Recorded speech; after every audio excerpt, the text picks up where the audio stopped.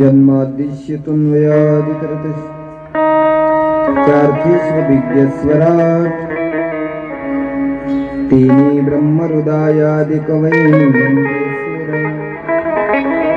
तेजोवायुमृदं यथा विनियत्रते सर्वं दृश्यते धाम्ना स्वेन सदा निरुष्टकुहकं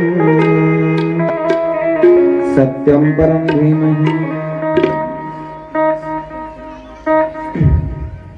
भगवान कृष्ण परमात्मा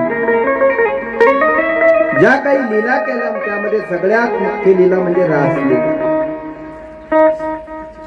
दशमस्कंद भागवताचा आत्मा आहे आणि त्यातल्या त्यात रासलीला फार महत्वाचे। अशा या रासलीलेचं चिंतन आपण केलं। परमात्म्यानं सर्व गवळणींना एकत्र घेऊन रासलीला केली।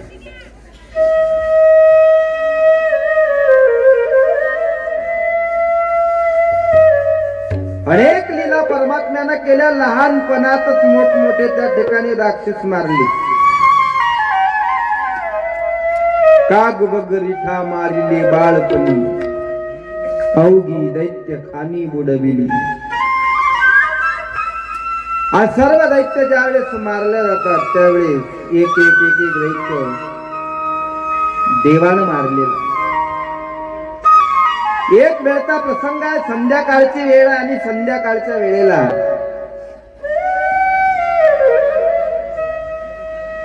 गायी घरी येण्याचा टाइम आहे, देवे लागणीचा टाइम आहे आणि अशा वेळेला त्या व्रजामध्ये अरिष्टासुर नावाचा एक दैत्य बैलाचं रूप घेऊन त्या ठिकाणी येतो आणि बैलाचं रूप घेऊन आलेला हा अरिष्टासुर जसा व्रजामध्ये प्रवेश करतो त्याच्या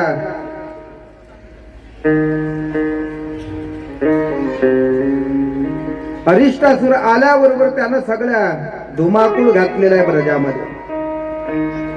जो मधीन त्याला तो उडवायचा आहे।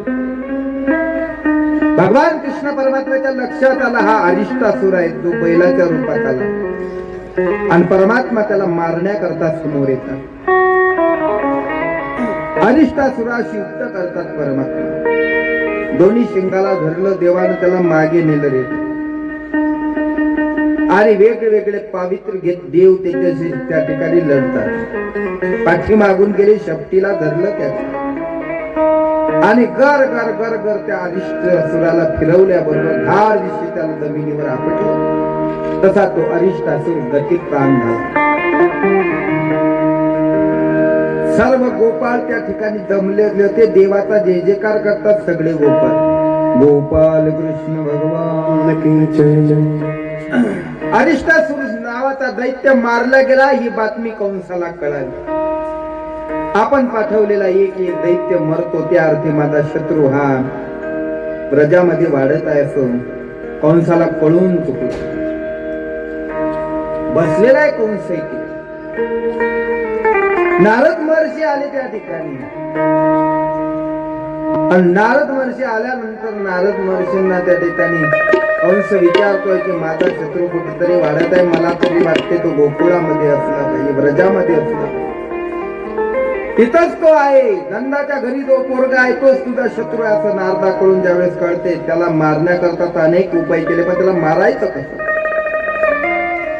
कंसानं मीटिंग बोलावली आणि मीटिंग मध्ये असं ठरलं की त्याच्या क्षेत्रामध्ये जाऊन त्याला मारणं अशक्य आहे, त्याला इथं आणलं पाहिजे. पण त्याला इथं आणायचं कसं? कोण आणेल त्याला? कोण जाईल त्याला आणायला? मग अक्रूराचं नाव समोर येते आणि अक्रूराला बोलावल्या जातं. अक्रूराला सांगितलं जाते कृष्ण आणि बलरामाला तुला इथं घेऊन यायचं, जाऊन सांगा त्यांना मथुरेमध्ये धनुष्य याद आहे, त्या निमित्तानं तुमचे मामा कंस त्यांनी बोलावलेला आहे. आणि अक्रूर काकाकडे ही जबाबदारी सोपवल्यानंतर अक्रूर काका घरी गेले. रात्रभर काकाला झोप नाही आली. का? उद्या भगवान कृष्ण परमात्म्याचं मला दर्शन घडणार आहे. कोण्या जन्मामध्ये मी असं पुण्य केलं की त्या पुण्याचं फळ उद्या मला परमात्मा पाहायला मिळणार. आणि या विचारानं अक्रूर काकाला झोप लागली नाही. दुसऱ्या दिवशी सकाळी अक्रूर काका रथावर बसले, तो रथ वृंदावनाच्या दिशेने निघाला. सकाळी निघालेला तो रथावरही काका तेच विचार करतात, मी गेल्यानंतर परमात्मा माझ्याकडे येईल, माझ्याशी बोलेल. काका म्हणून मला आवाज देईल. कोणतं असं माझं पुण्य फळाला आलं सुद्धा. आणि संध्याकाळी दिवे लागण्याचा टाइम अशा वेळेला काका वृंदावनामध्ये पोहोचले. वृंदावनाच्या जवळ रथ आला आणि रथातून काकाने उडी खाली मारली. वृंदावनाच्या भूमीमध्ये त्या ठिकाणी अक्रूर काका लोळण घ्यायला लागला. माझ्या परमात्म्याचे भक्त, माझा परमात्मा या मातीत खेळलेला आहे, त्यांच्या चरण रज मला लागले पाहिजेत, माझी वासना दूर होईल म्हणून त्या भूमीत लोळण घेतलं. वृंदावनाच्या भूमीला नतमस्तक होता अक्रूर काका. रथाल बसले. परत नंद बाबाच्या दारी रथ आला. रथ तिथं उभा राहिला. नंद बाबाने पाहिलं कोणाचा रथ आहे. अक्रूर काका दिसले. दोचे स्वागत केलं, घरामध्ये नेलं. पण अक्रूर काका मनात विचार करतात, ज्याच्या दर्शनाची इच्छा केली तो दिसत नाही. परमात्मा गायी राखण्यासाठी, गायीची धार काढण्यासाठी परमात्मा गेले. स्वतः परमात्मा गायी राखायचे, गायीची धार काढायची. 9 लक्ष गायीची धार स्वतः परमात्मा काढायची, गायी राखायची. गायीची सेवा करायची परमात्मा. नाही, गायीची सेवा करण्याकरताच भगवान कृष्ण परमात्म्याचा हा अवतार आहे. पण ज्या देशामध्ये परमात्मा गायीची सेवा करण्याकरता अवतार धारण करतो, त्या देशात गायी कापल्या जाते. या देशाचं दुर्भाग्य. गोभीर विप्रश्च वेदेश्च सतीभिः सत्यवादिभिः आलुकदै दानशूरश्च सप्तैते धारितिमयी. 7 जण या पृथ्वीला धारण करतात, त्यातील 1 नंबरचं नाव ते गायीचं आहे. गायीची सेवा केली पाहिजे. गायीमध्ये 33 कोटी देवाचं वास्तव्य आहे. सर्व देवता लोक गायीमध्ये येऊन राहिले. आणि लक्ष्मी आई साहेब सगळ्यात शेवटी आले. तोपर्यंत रिझर्वेशन प्या. आई साहेब म्हणल्या मी कुठे राहू? आता एकाच ठिकाणी जागा आहे, गायीच्या शेणामध्ये आणि मूत्रामध्ये. लक्ष्मी असं म्हणले काही हरकत नाही बाबा, मी तिथेही राहील. म्हणून गायीच्या शेणामध्ये लक्ष्मीचं वास्तव्य. म्हणून कोणतंही मंगल कार्य असले गायीच्या शेणानं सारवतात. पूर्वीच्या काळात गायीच्या शेणानं सारवल्या जात होतं, सळा संमार्जन केल्या जात होतं. आता घरोघरात स्टाईल झाल्या, सारवायचं कामच नाही राहिलं. आता काय स्टाईल होऊन शेण फिरवता का काय गायी? घरोघरात लक्ष्मी नांदायची. गायची धार काढून परमात्मा आले, पाहिलं रथ दारी उभा आहे, कोणाचा घरी आले, अक्रूर काका आलेलं समजलं, अक्रूराच्या चरणावर नतमस्तक झाले देव. यशोदा मातेनं स्वयंपाक केला, सर्व जेवायला बसले, जेवण झाले, सगळे जण बसल्यानंतर गप्पा टप्पा चालू झाले. देव मथुरेतलं कुशल विचारतात, काका अहो मथुरेतलं कुशल तर आहे ना, त्या मथुरेत राहता तुम्ही ज्या मथुरेत कंसासारखा दुष्ट राहत, 32 गाताच्या मध्ये जिभेनं राहावं तसं तुम्ही त्या मथुरेत राहता. काका कुशल तर आहे ना तुमचं, मथुरेतील लोकांचं कुशल तर आहे ना काका, उद्धवाचं कुशल तर आहे ना काका. असं विचारता, प्रत्येकाची कुशाली विचारता विचारता भगवान कृष्ण परमात्म्याला आपल्या आई वडिलाची आठवण येते. आणि आई वडिलाची आठवण आल्यामुळे परमात्मा म्हणतात, काका हो काका माझे आई वडील कसे आहेत. आईचं स्मरण झालं, बापाचं स्मरण झालं आणि भगवान कृष्ण परमात्म्याच्या डोळ्यात पाणी आलं, देव रडायला लागले. आणि देव म्हणतात, ज्या वयात माझी त्यांना गरज होती अशा वेळेस मी माझ्या आई बापापासून दूर झालो. सांगा काका माझी आई कशी आहे. गैवरला परमात्मा कर्तुम अकर्तुम अन्यथा कर्तुम असा शक्ती संपन्न परमात्मा सर्व तिकडे जाऊन त्या निर्गुणात राहून देवाला सगळं काही करता आलं असतं. पण आईचं प्रेम, यशोदेचं प्रेम, देवकीचं प्रेम भेटावं म्हणून परमात्मा अवतार धारण करतो. आणि आईच्या आठवणीनं देव रडू लागतो. त्रैलोक्याचा स्वामी असेल पण त्याला जर आई नसेल तर तो भिकारी आहे. भिकारी आहे.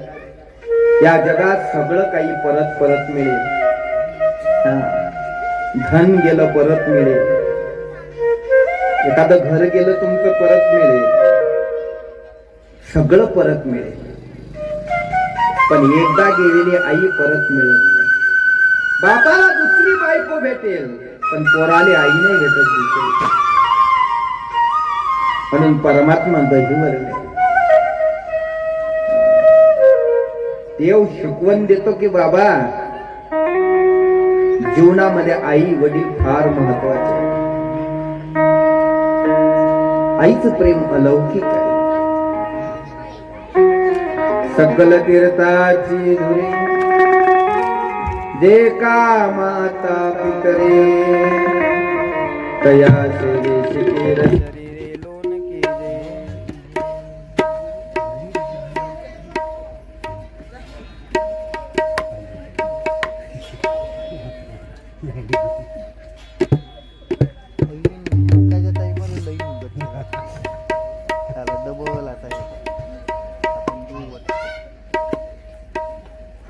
हरे रामा हरे रामा हरे रामा हरे रामा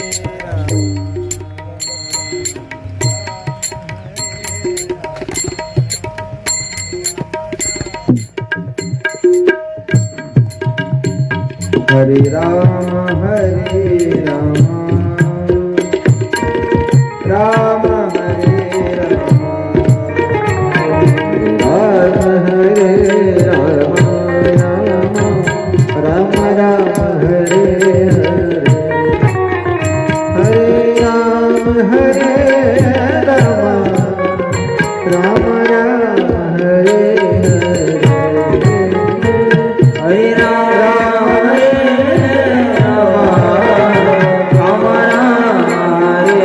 हरे हरे राम हरे राम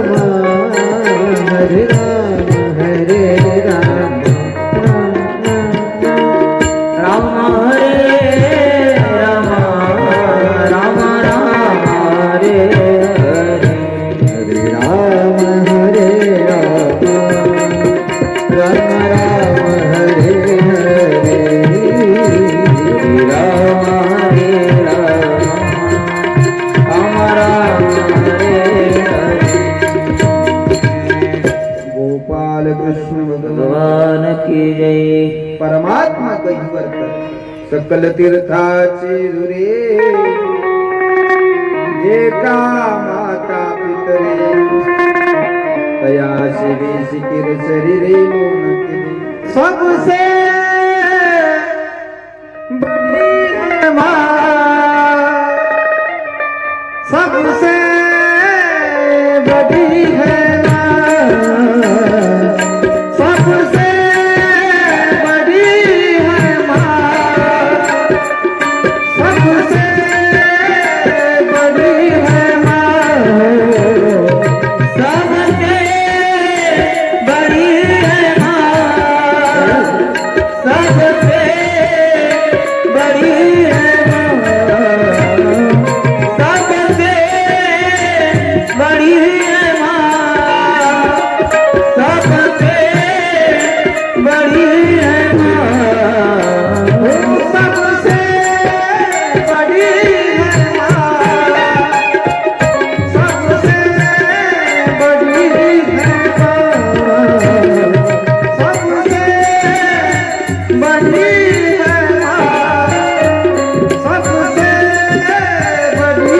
है माँ, सबसे बड़ी है माँ,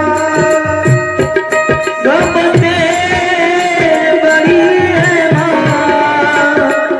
सबसे बड़ी है माँ, सबसे बड़ी है माँ, सबसे बड़ी है माँ. ओ माँ से बढ़कर कोई नहीं है, माँ से बढ़कर कोई नहीं है. वो देती है दुआ, सबसे बड़ी है माँ, सबसे बड़ी है माँ, सबसे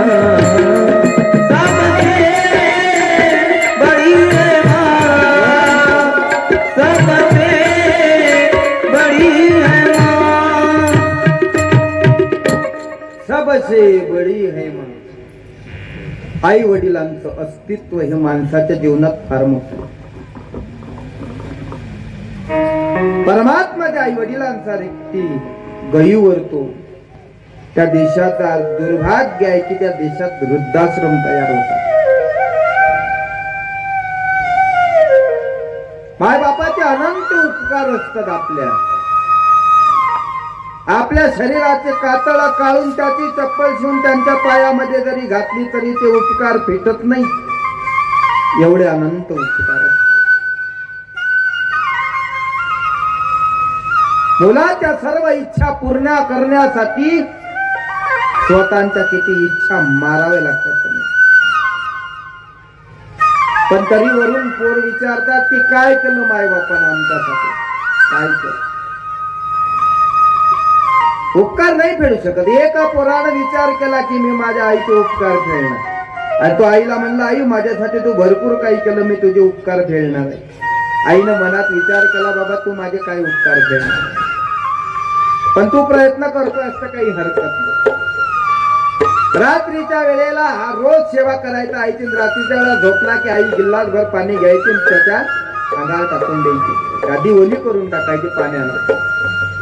त्याला राग यायचा. एक दोनदा झाला आणि तो आईवर रागावला, अगं आई मी तुझ्या ऋणातून उतराई होण्याचा प्रयत्न करतो आणि आई मला झोप लागते आणि तू माझ्या अंगावर तिथं पाणी थांबवते. रागावला तो आई. आणि त्यावेळेस आई म्हणली बाळ रागावू नको, तू माझ्या ऋणातून काय उत्तीर्ण होणार. अरे ज्या वेळेस तू लहान होता त्यावेळेस मी फक्त तुझी आईच नव्हती, मी कोणाची तरी पत्नी होते, मी कोणाची तरी सून होते, मी कोणाची तरी ननद होते, मी कोणाची तरी भाऊजी होते. सगळ्यात भूमिका मला वटवायच्या होत्या. तुला जवळ घेतलं की कधी पतीनं आवाज दिला तर तिकडे जावं, सासून आवाज दिला तर तिकडे जावं, आणि तू रडायला लागला की तुला घ्यायला यावं. दिवसभर सगळे काम करावे आणि रात्रीच्या वेळेला थोडीशी झोप लागली, डोळा लागला की तू गरम पाण्याचा नळ सोडून द्यावा. मला परत जाग यायची, मी परत तुझे कपडे बदलायचे. इकडून तिकडून झोप लागली की परत तू रडायचं, रात्री उठायचं. त्यावेळेस आम्ही असंच रागवलं काय उत्तीर्ण होते. उपकार नाही फेडला, परमात्मा बहिवर्त. म्हणून माय बाप जिवंत आहे तोपर्यंत किंमत झाली पाहिजे. एक वेळ ते गेल्यानंतर पश्चाताप करण्यात काही करत नको. परमात्मा रडतात, बाबा काका सांगा माझे बाबा कसे. ज्यांना माझ्या करतात माझ्या जन्माला यायच्या आधीपासूनच तुरुंगात राहावं लागून राहिलं, तर आजपर्यंत ही तुरुंगात आहे. काका मी येईल आणि माझ्या आई वडिलांना तुरुंगात सोड. तुम्ही कसे काय आले काका. त्यावेळेस अक्रूर काकाने सांगितलं धनुष्य याग आहे तिथं म्हणून कंसाने तुम्हाला बोलावले. देवाने सांगितलं येईल काका आम्ही तुमच्या सोबत. यशोदा मातेनं ऐकलं की उद्या माझा कृष्ण मथुरेला जाणार आणि कृष्ण मथुरेला जाणार म्हणून यशोदेला रात्री झोप नाही लागत. रोज देवाचं आसन वेगळं आहे, पण आज यशोदा माता देवाला जवळ घेऊन झोपते. देव झोपले आणि यशोदा माता मनात विचार करते आजपर्यंत हा मला सोडून कधी राहिला नाही आणि उद्या हा माझ्या जवळ दूर जाईल. म्हणून यशोदा देव झोपलेल्या सपवून एकटीच रडते, पण जोरान नाही रडत. का मी जर मोठ्यानं रडली तर माझ्या कृष्णाची झोप मोडली. रडते आहे, हुंके टाकते आहे. देव का झोपतो का. देवानं पाहिलं आई रडून राहिली, देव जागे झाले. आणि देव म्हणतात आई का रडते. त्यावेळेस यशोदा माता म्हणते नाही रे बाबा मी रडत नाही. मग तुझ्या डोळ्यात पाणी कसं. अगं आई तू रडत नाही म्हणतेस पण तुझ्या डोळ्यात पाणी. यशोदा माता म्हणते नाही रे बाळा मी रडत नाही, फक्त वाईट या गोष्टीचं वाटते की आजपर्यंत तुला सोडून कधी मी राहिले नाही, पण उद्या तू माझ्या जवळ दूर जाशील म्हणून मला त्या ठिकाणी रडू येते. आजपर्यंत मी माझ्या हातानं तुला जेवू घातलं. यशोदेनं देवाला जेवू घाला बरोबर. एक घास विसाताई की जे या नायानं रोज जेवू घाला. देवाला भूक लागली की देवानं यशोदेचा हात धरावा, पदर धरावा. आईला म्हणावा आई मला भूक लागलेली आहे घरी चाल मला काहीतरी जेवू घाल. काय यशोदे घराकडे चाल मला जेवू घाल ग. चाल मला जेवू घाल. यशोदे घराकडे चाल मला जेवू घाल. यशोदे घराकडे चाल मला जेवू घाल. यशोदे घराकडे चाल मला जेवू घाल. आता गव्हाची पोळी लागली, गव्हाची पोळी लागली. मला पुरणपोळी करून दे मोठी, मला पुरणपोळी करून दे मोठी. मला पुरणपोळी करून दे मोठी, मला पुरणपोळी करून दे मोठी. नाही अडगत गुडासाठी मला देऊ घाल. यशोदे यशोदे यशोदे घराकडे चाल मला जेवू घाल. यशोदे घराकडे चाल मला जेवू घाल. यशोदे घराकडे चाल मला जेवू घाल. यशोदे घराकडे चाल मला जेवू घाल. यशोदे घराकडे चाल मला जेवू घाल. यशोदे घराकडे चाल मला जेवू घाल. तूप लावून भाकर करी, तूप लावून भाकर करी. मला कांद्याची कोथिंबीर, जरा कांद्याची कोथिंबीर. वांगे भाजून वारीत करी, वांगे भाजून वारीत करी. अडगत गुडासाठी मला जेवू घाल. यशोदे घराकडे चाल मला जेवू घाल. यशोदे घराकडे चाल मला जेवू घाल. यशोदे घराकडे चाल मला जेवू घाल. यशोदे घराकडे चाल मला जेवू घाल. यशोदे घराकडे चाल मला जेवू घाल. देवानं म्हणावं आई मला भूक लागलेली आहे घरी चाल मला जेवू घाल. साध्या गव्हाची पोळी लागली, मला पुरणपोळी करून दे मोठी. नाही अळवीत गुळासाठी मला जेवू घाल. देवानं जेवायला मागावं, यशोदेनं जेवू घालावं. पृथ्वी जेने तृप्त केली त्याशी यशोदा भोजन घाली. आणि यशोदेनं देवाला जेवू घालावं आणि म्हणावं हा घास नंद बाबाचा देवानं खावा. हा घास बळराम दादाचा देवानं खावा. हा घास त्या ठिकाणी रोहिणी मातेचा देवानं खावा. हा घास कंस मामाचा असं म्हटलं की देव खायचेच नाहीत का? घशात तत्कत असेल तो घास नाही देवा, खायचेच नाही. यशोदा माता म्हणते आजपर्यंत तुला कधी जर तू दिसला नाही तर यशोदेनं बाहेर यावं आणि दुसऱ्यांना त्या ठिकाणी विचारावं का ग माझा कृष्ण पाहिला का तुम्ही? कृष्ण पाहिला. आता खेळत होता. कोणी सांगा सांगा सांगा गे कोणी सांगा सांगा गे कोणी सांगा सांगा सांगा गे कोणी सांगा सांगा गे कोणी सांगा सांगा सांगा गे कोणी सांगा सांगा गे कोणी सांगा सांगा सांगा गे कोणी सांगा कृष्ण देवी लता कोणी सांगा कृष्ण देवी लता कोणी सांगा कृष्ण देवी लता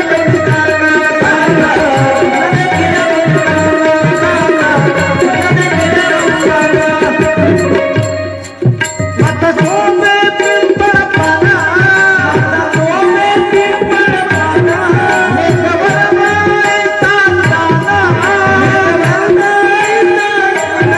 त्याला म्हणती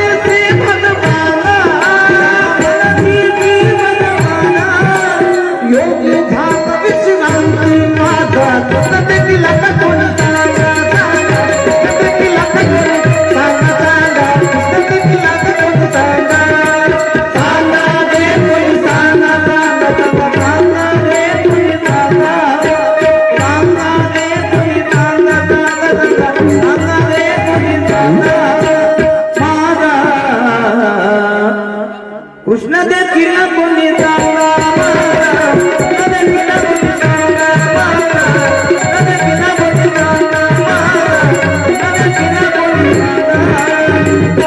यशोदेनं विचारावं माझा कृष्ण पाहिला का?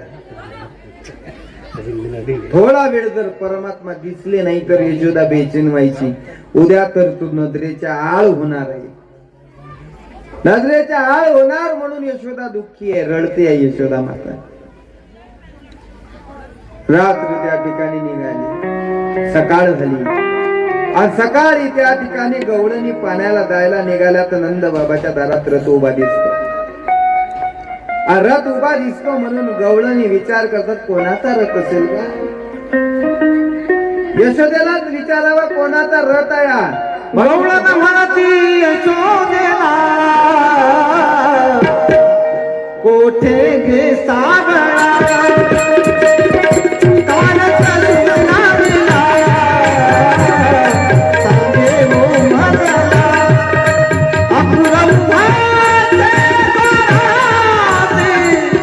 बाई गे सागरी नंदाच्या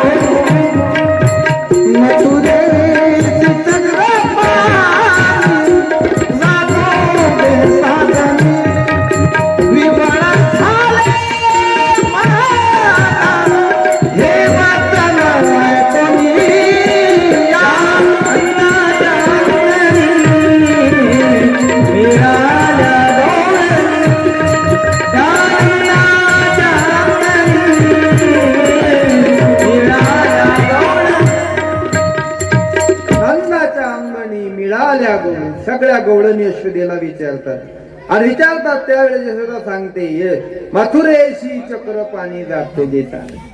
त्यावेळेस गवळणी ऐकतात, गवळणीला फार त्या ठिकाणी दुःख होते आणि गवळणी अक्रूराला शिव्या द्यायला लागतात. शिव्या देतात, अक्रूरा चांडाळा तुझ कोणी धाडिला का घात करू आलाशे बदेशी सुंदरा अक्रूरा तुझे नाम पैसे करणी गवळणी मिळाल्या सगळ्या गवळणी शिव्या देऊ लागल्या. नाव अक्रूर आहे पण क्रूर आहे. देव रथावर चढले आणि सगळ्या गवळणी तिथं रथाच्या पुढे आळव्या पडल्या. अक्रूराला विनंती करतात, बाबा आमच्या देवाला नेऊ नको रे. नको नेऊ भगवान अक्रूरा, नको नेऊ भगवान, नको नेऊ भगवान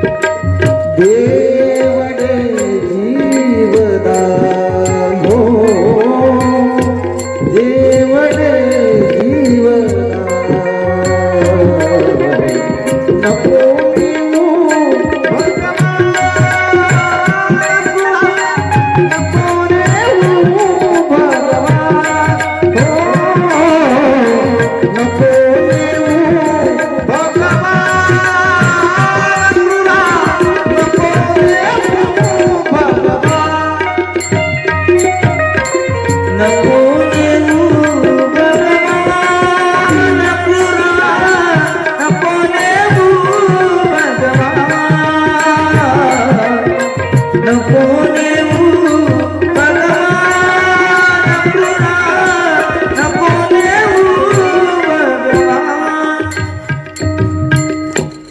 विनंती करतात अक्रूराला, आमच्या कृष्णाला नेऊ नको. रथाच्या पुढे आडव्या पडले सगळे. परमात्मा रथावर बसले, सगळ्या गवळणी रथाच्या पुढे आहेत. देवानं पाहिलं, सगळ्या गवळणी रथाच्या पुढे आडव्या पडले. अक्रूराला म्हणतात, अरे जर तुला आमचा प्राण परमात्मा न्यायचा असेल, आम्हाला जिवंत ठेवून काय कर. देव खाली उतरले, गवळणीची समजूत घालतात, त्यांना सांगता, अगं वेळासारख्या का करता, आम्ही परत येऊ. परत येईल असं त्या ठिकाणी सांगितलं. एवढ्या शब्दार गवळणी बाजूला झाल्या, परत रथावर बसले आणि अक्रूराला सांगू लागले.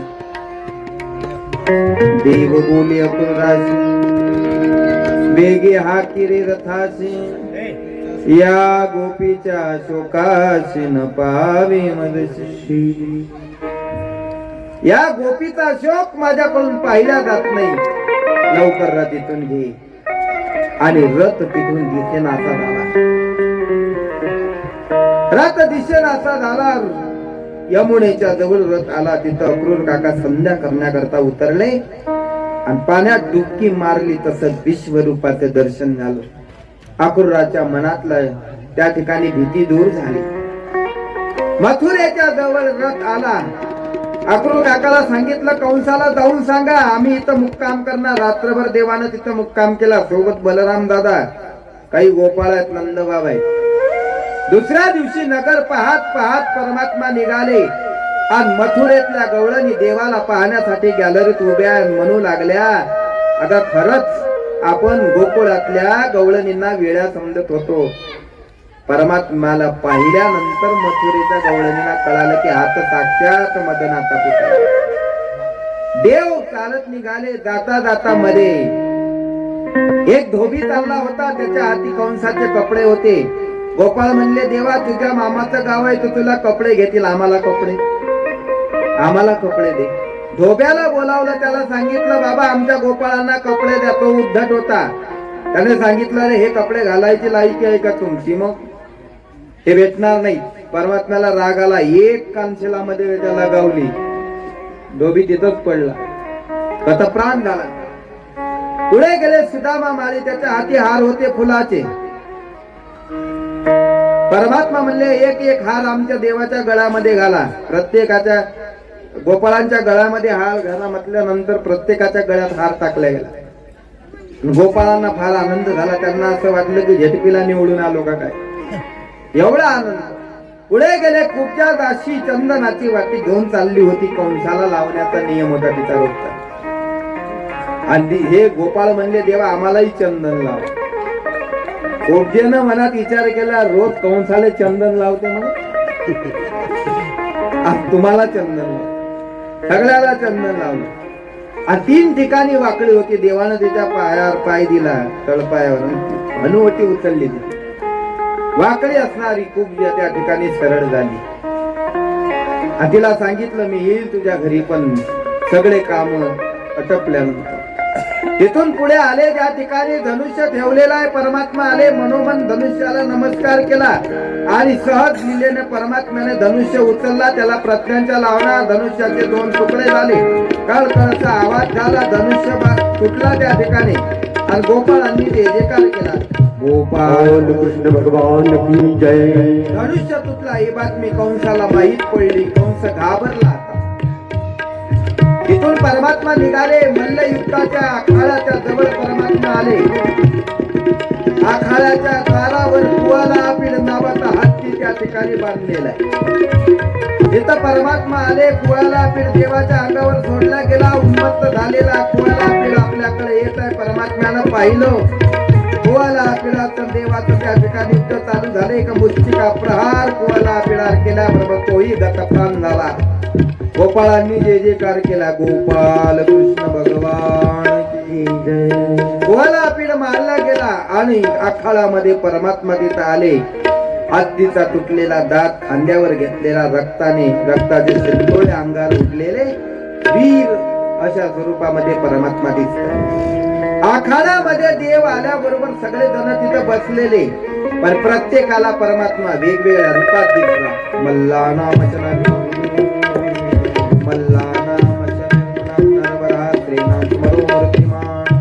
प्रत्येकाला वेगवेगळ्या रूपात.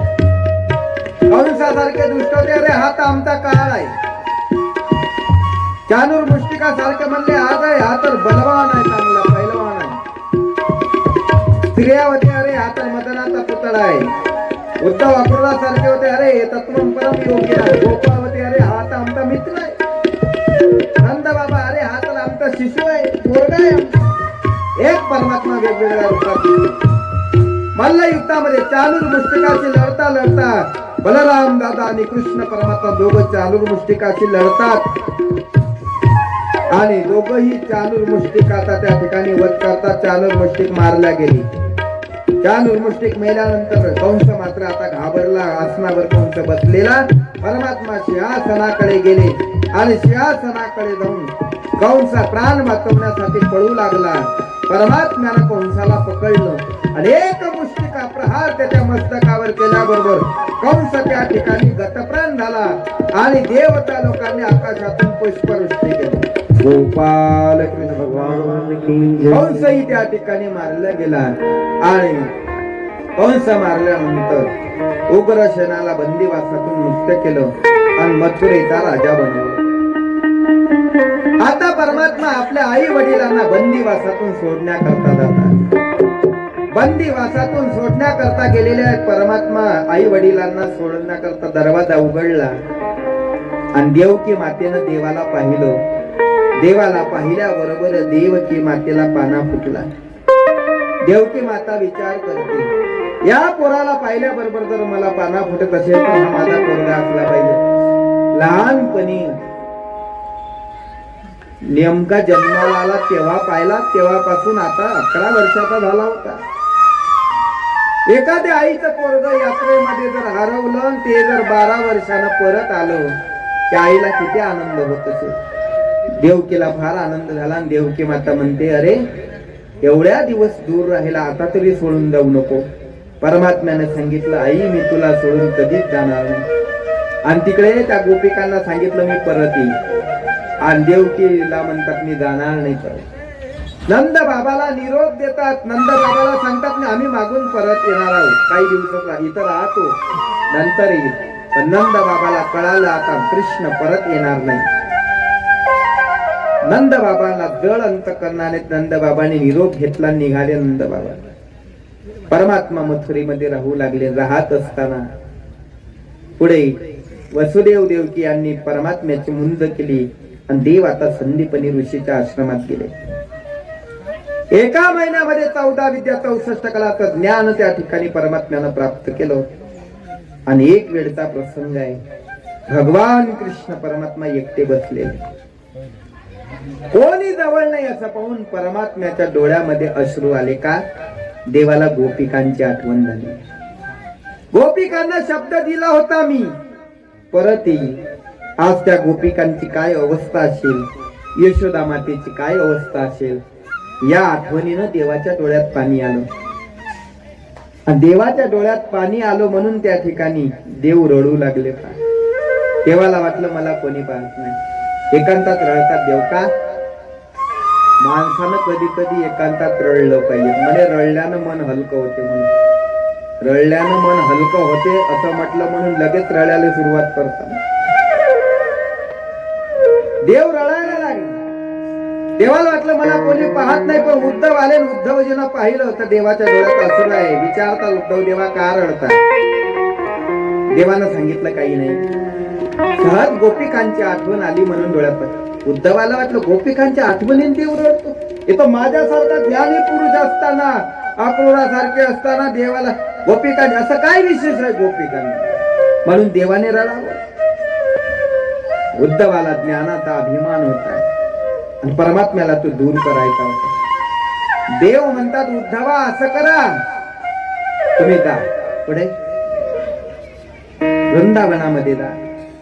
मी येणार तर नाही, पण गोपिकांना माझा निरोप सांगा. एक वेळ तुम्ही त्यांचं सांत्वन करू नये. उद्धव मनात विचार करतात मी एवढा ज्ञानी, त्यांना काही ज्ञान सांगणार, अभिमान. पण उद्धवजी निघाले आणि उद्धवजी निघाल्यानंतर त्या ठिकाणी वृंदावनामध्ये आले.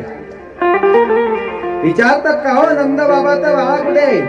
कोणीतरी सांगितलं हा पार जो वाहत येतो ना पाण्याचा, ज्या पाटा पाटा नाही का, दिसेल तुम्हाला नंद बाबाचा. उद्धवजी आले पाटा पाटाने त्या पाण्याच्या, पाहतात तर तो अश्रुतापात होता. परमात्मा गेले तेव्हापासून गोपिका रडतात, यशोदा रडते, त्यांच्या अश्रुतापात आहे. आणि उद्धवानं ते पाहिलं, मनात विचार केला काय प्रेम आहे देवावर, एवढ्या सारख्या रडतात तेव्हापासून गोपिका. दोन एक गोपिका तर त्या ठिकाणी एका झाडाजवळ उभी आहे, फुल आहे, त्या फुलावर एक भुंगा बसलेला आहे आणि त्या भुंग्याशीच बोलते. भागवतात त्याला भ्रमरगीत म्हटलं गेलं. त्या भुंग्याला म्हणते अरे तू जसा काळा तसा तोही काळाच होता. तू या फुलावर बसतो, तुला वाटेल तोपर्यंत या फुलातील मकरंदाचा आस्वाद घेतो आणि तुझं मन भरलं ते निघून जातो. त्याचप्रमाणे तोही काळा तसाच निघून बोलते. उद्धवानं दृश्य पाहिलं, उद्धवाच्या डोळ्यात काय प्रेम असेल गोपिकांचं. म्हणून तर नारद महर्षी भक्तीचं उदाहरण देताना यथाव्रज गोपिका नमस्ते म्हणतात. आणि त्या ठिकाणी उद्धव ज्ञान सांगायला आले, ज्ञान सांगायचं विसरूनच गेले. काही दिवस उद्धव तिथं राहतात. आणि ज्या वेळेस उद्धवजी जायला निघतात ना त्यावेळेस त्या गोपिका म्हणतात देवाला आमचा एक निरोप सांगा, देवाला एक आमचा संदेश सांगा. का त्याला म्हणावं फक्त इथं येऊन एकदा बासरी वाजव, त्याला इथं येऊन बासरी वाजवण्यात जर त्याला दुःख होत असेल ना, त्याला म्हणा तिथूनच वाजव. इथं येण्यात जर आमचा स्वार्थ वाटत असेल तर आम्हाला त्याला त्रास द्यायचा नाही, तिथं घरीक म्हणायचं नाही. नाही त्याला सांगा, जाऊन सांगा आमचा संदेश. सुनो प्यारे उद्धव जी मथुरा में जाना, सुनो प्यारे उद्धव जी मथुरा में जाना, कन्हैया को मेरा संदेश सुनाना, कन्हैया को मेरा संदेश सुनाना। सुन प्यारे भगत मथुरा में जाना, सुन प्यारे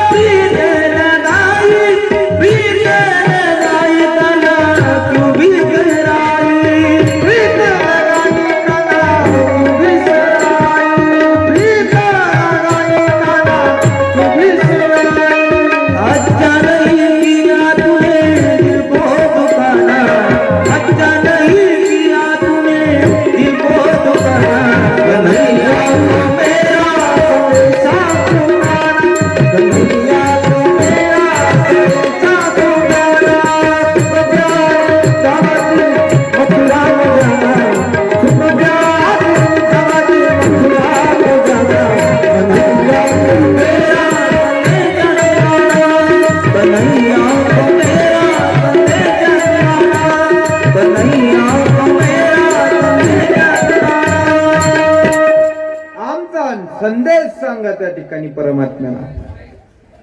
जाऊन सांगा त्याला काय संदेश सांगायचा. एक वेळ तरी ये म्हणा, कारण त्याने शब्द दिला होता आम्हाला येईल म्हटला होता. पण तिथं गेल्यानंतर त्या मथुरेतल्या कुब्जेनं काय जादू केली त्याच्यावर, काय जादू केली काय माहित. तू इकडे यायचं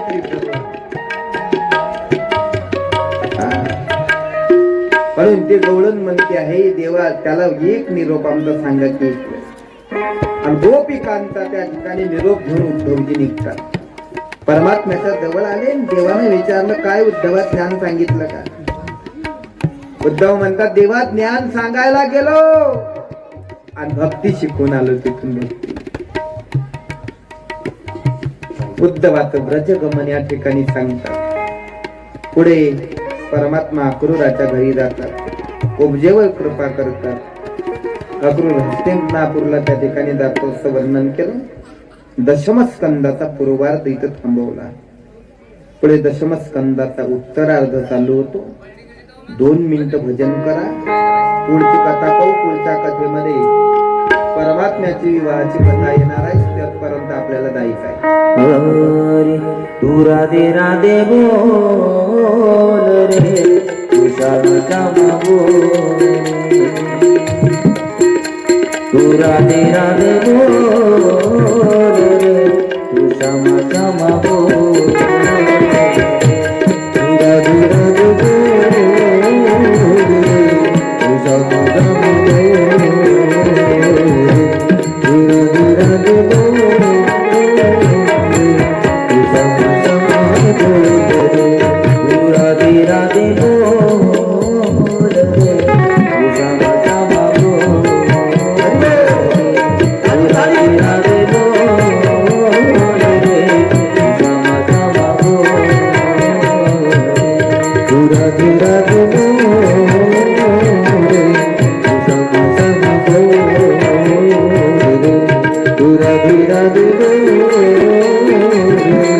तू श्याम बोल.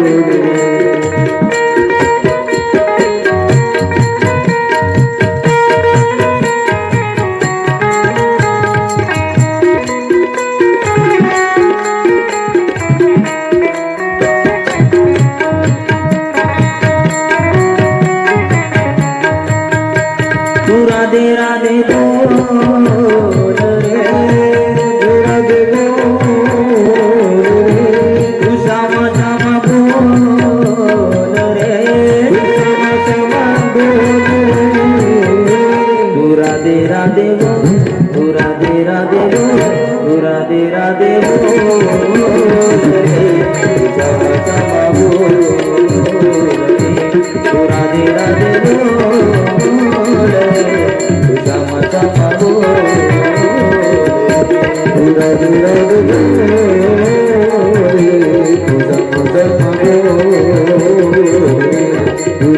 राधे बोल रे,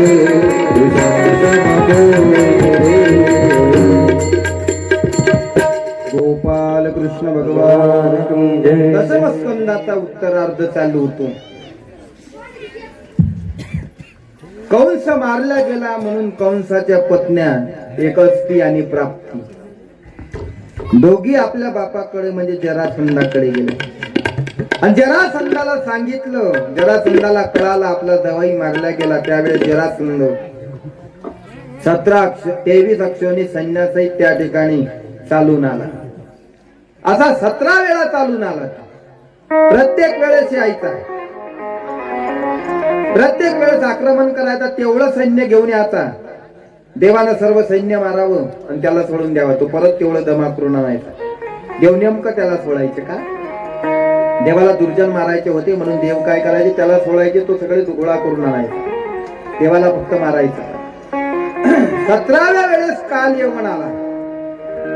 आणि हा काल येऊन रणांगणावर आल्यानंतर परमात्मा रणांगणातून पळाले आणि काल येऊन देवाच्या मागे लागला. परमात्मा एका गुहेमध्ये आले. तिथं मुचकुंद होता. मुचकुंदाच्या अंगावर देवाने आपला शेला टाकला आणि देव बाजूला झाला. काल येऊनाला वाटलं कृष्णच आहे का म्हणून त्याने त्याला उठवण्याकरता लात मारली. तसा मुचकुंद उठला तसा काल येऊन भस्म झाला. मुचकुंदाने विचारलं हा मेला हा कोण होता? देवानं सांगितलं हा काल येऊन. मुचकुंदामध्ये एवढं सामर्थ्य कसं काय आलं की त्यांना पाहिल्याबरोबर काल येऊन मेला? आणि मुचकुंदानं दैवासूर संग्रामाच्या वेळेस इंद्राला मदत केली होती आणि इंद्राकडून वर प्राप्त केला होता. जर मला कोणी त्या ठिकाणी उठवेल झोपेतून तर तो त्या ठिकाणी जळून भस्म झाला पाहिजे. बरं झालं असा वर आता कोणाला भेटत नाही. नाही तर एखाद्याला उठवायला गेला की गेला तो.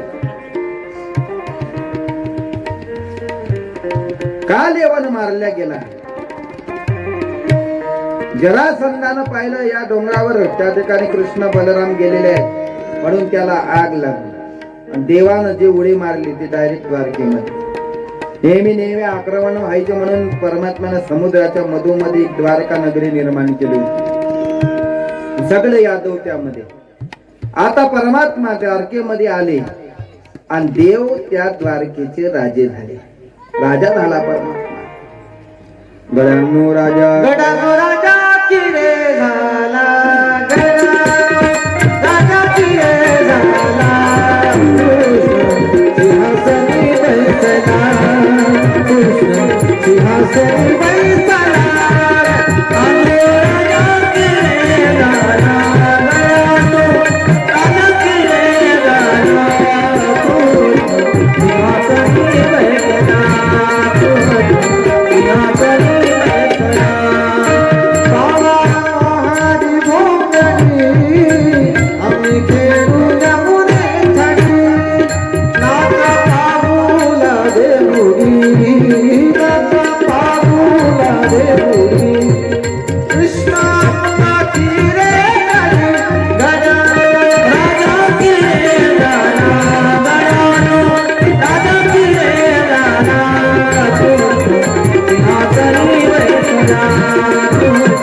सिंहासनी बैसला.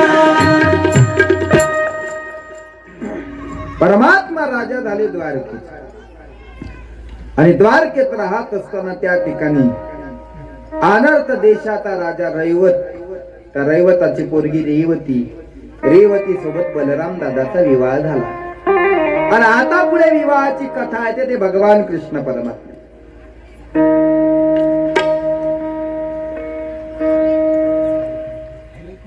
विदर्भ देशाचा राजा भीमक, त्या भीमकाची मुलगी आहे रुक्मिणी. त्या भीमकाला 5 मुलं होती आणि एकच मुलगी होती ती रुक्मिणी. त्यातील मोठा जो आहे तो रुक्मी आहे, दुसरा आहे तो रुक्मीरथ आहे, तिसरा रुक्मबाहू, चौथा रुक्मीकेश आणि 5वा रुक्ममाली. असे 5 भाऊ होते रुक्मिणी. रुक्मिणीच्या कानावर सुदैव ब्राह्मणाकडून देवाचे गुण कानावर पडले आणि रुक्मिणीनं मनात विचार केला विवाह करेल तर भगवान कृष्ण परमात्मा देवाशी विवाह करेल असं रुक्मिणीनं मनात ठरवलं. पण रुक्मिणीचा भाऊ मोठा रुक्मी यानं ठरवलं की माझ्या बहिणीचं लग्न मी शिशुपालाशी करणार. तिकडे शिशुपालाशी लग्न ठरलं रुक्मिणीचं. आणि शिशुपाल नवरदेव बनून इकडे आला. रुक्मिणीच्या मनात तर भगवान कृष्ण परमात्मा आहे. रुक्मिणी मनात विचार करू लागली काय करावं. श्रीकृष्ण नवरदेव असेल तरच मी नवरी होईल. श्रीकृष्ण नवरा मी नवरी, शिशुपाल नवरा मी नवरी, मी त्याला वरणार नाही. पण रुक्मिणी मातेनं सुदैव ब्राह्मणाला बोलावलं. 7 श्लोकाने युक्त पत्र सुदैव ब्राह्मणाच्या हातावर ठेवलं. सांगितलं भगवान कृष्ण परमात्म्यापर्यंत माझं पत्र पोहोचलं. सुदैव ब्राह्मण निघाले. परमात्म्याच्या जवळ पत्र पोहोचलं. देवानं ते पत्र वाचलं. फार सुंदर. श्रुत्वा गुणान भुवन सुंदरम सुलभतांते निर्विश्य कर्ण विवहरतोंगतापम रूपम दृश्याम दृश्यमताम अखिलार्थलाभम वयच्युता विष्णु चित्तम पत्रपम्मी. देवाचे गुण या कर्णरंध्रातून हृदयापर्यंत पोहोचले आणि त्या हृदयानं तुझाच ठाव घेतला. तुझे गुण कसे आहेत? जे कानातून आत गेल्या बरोबर तुझे गुण ऐकले की अखिलार्थ लाभ प्राप्त, जीवनातलं ताप दुःख निघून जात असे तुझे गुण देवा मी ऐकले. पण माझा भाऊ रुक्मी आणि माझा विवाह शिशुपालाशी ठरवला आणि मी ठरवलं श्रीकृष्ण जर नवरा असेल तर मी नवरी होईल. म्हणून देवा तुम्ही या. आमच्या कुळाची रीत असते मंदिरात जायचं असते दर्शनाला, तिथं तुम्ही या. देवानं ते पत्र पाहिलं, सभेमध्ये वाचलं, कारण ते पत्र सभेत वाचण्याच्या लायक होतं. म्हणून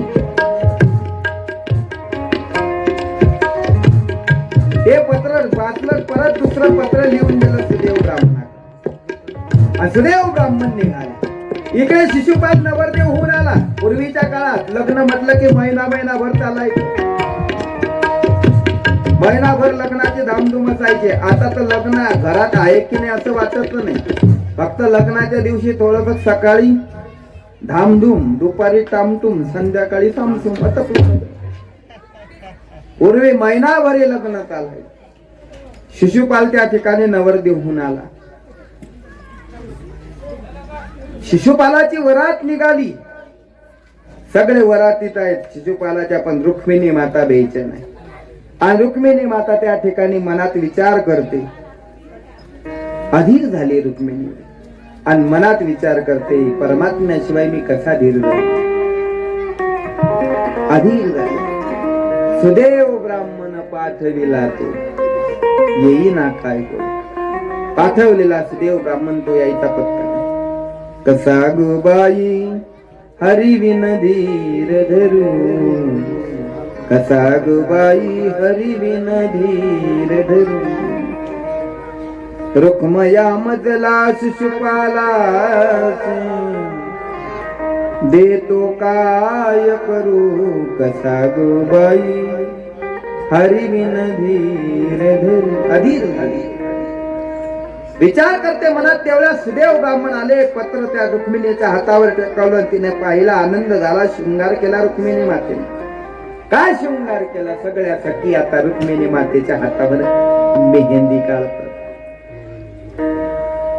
मेहंदी काढली, नटलेली आहे. सर्व अलंकार रुक्मिणी मातेनं धारण केलं आणि रुक्मिणी मातेनं अलंकार धारण करून रुक्मिणी माता नटलेली आहे. सगळ्या सखी सोबत रुक्मिणी माता देवीच्या दर्शना करताना गेली. आणि देवीच्या समोर रुक्मिणी माता उभी आहे आणि देवीचा त्या ठिकाणी मनोमन त्या ठिकाणी गोंधळ घालते. मी शरण तुला जय,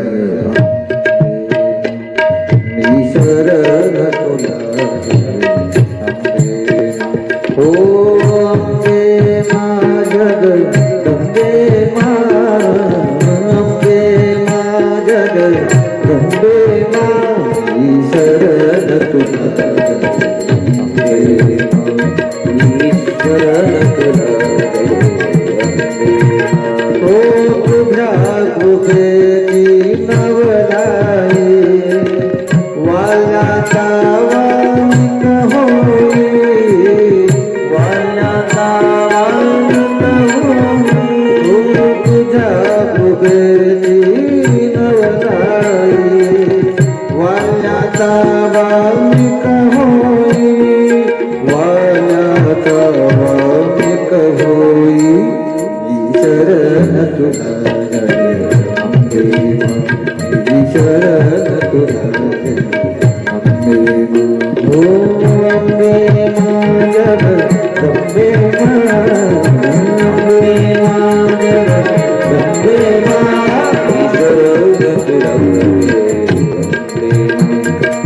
शरण तुला जय अम्बे मा. रुक्मिणी माता मनोमन देवीला त्या ठिकाणी नमस्कार करते. आधी झाले, आणखी परमात्मा आले नाही. कोणतरी सखी आली, कानामध्ये सांगितलं कृष्ण परमात्म्याचा रथ आलेला आहे. प्रदक्षिणा घ्यायच्या निमित्ताने रुक्मिणी माता त्या ठिकाणी निघते आणि कृष्णाचा रथ जिथं उभा आहे तिथं रुक्मिणी माता आली. देव रथात आहे. रथातून देवाने हात बाहेर काढला रुक्मिणी मातेचा हात आपल्या हातामध्ये घेतला. रुक्मिणी माता रथावर बसली आणि वायू वेगानं रथ निघाला. तशी वायू वेगाने इकडे बातमी पसरली की कृष्ण परमात्मा येऊन रुक्मिणीला नेलेला आहे. रुक्मी आणि शिशुपाल या दोघांना माहीत झाल्यानंतर दोघांच्याही सेना निघाल्या भगवान कृष्ण परमात्म्याच्या मागे. बलराम दादाला तिकडे कळालं की कृष्ण अरे हा लग्न करण्याकरता गेला आणि एकटाच गेला, भावालाही सांगितलं नाही. म्हणून बलराम म्हणले काही ना काही तिथं विपरीत घडणार, युद्ध घडणार. म्हणून बलराम दादा आपल्या सैन्यानिशी आले. इकडून बलराम दादाचं सैन्य कृष्ण परमात्म्याला दिसलं आणि दिसल्यानंतर त्या ठिकाणी आनंद झाला. इकडून बलरामाचं सैन्य आहे, शिशुपाल आणि रुक्मीचं सैन्य आलं. दोन सैन्यामध्ये त्या ठिकाणी युद्ध होते, लढाई होते. सैन्य मारल्या जाते, रुक्मी हरतो तिथं. आणि त्यानं ठरवलेलं असते की जोपर्यंत रुक्मिणीला परत आणणार नाही तोपर्यंत नगरात जाणार नाही. म्हणून तो नगराच्या बाहेरच त्या ठिकाणी राहतो. रुक्मीला न मारता त्या ठिकाणी त्यात अपमानित करून त्याला सोडल्या जातो. द्वारकेमध्ये येतात आणि बलराम दादा सर्वांना सांगतात विवाहाची तयारी करा. म्हणून आता द्वारकेमध्ये परमात्म्याच्या विवाह सोहळ्याची तयारी चालू आहे. सर्वजण त्या ठिकाणी मंगलमय असं वातावरण आहे. मंगलवाद्य त्या ठिकाणी वाजायला सुरुवात होते आणि आलेल्या पाहुण्याचं त्या ठिकाणी स्वागत केल्यानं